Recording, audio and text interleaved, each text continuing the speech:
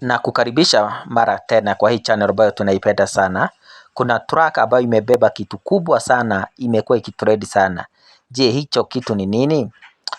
Driver behind the steering wheel of the wide load truck transporting boat from Mombasa to Malafa. Indeed all is good. Itafika Malafa 31st March. Kuna huyu driver ambaye ametrend sana. Na kile kimefanya huyu driver akaweza kutrend ni kwa sababu ukiangalia hiyo truck KBT 786 hapo nyuma, kunaonekana kuna kitu imebeba, kitu ambacho ni kubwa sana. Na Wakenya wamekuwa wakijiuliza, je, ni nini hiki ambacho kimebebwa hapa? Na kunasemekana ya kwamba hii ni boat, kama unavyoona hapo ni kubwa sana mtazamaji. Hii ni boat, na hii boat inaenda moja kwa moja mpaka pale Uganda, na yule dereva ambaye anaiendesha alijipata tu ana trade, anashindwa kwani iko nini.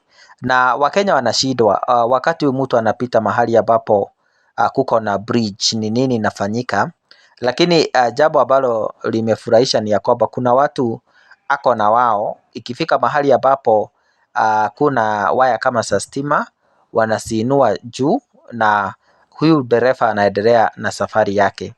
Na tumeona katika newspaper ya kwamba kutakuwa na magari mengine ambayo itaendeshwa kwa njia kama hii, ambayo itapitia kwa barabara ikielekea katika Uganda. Sijui maoni yako imekuwa namna gani?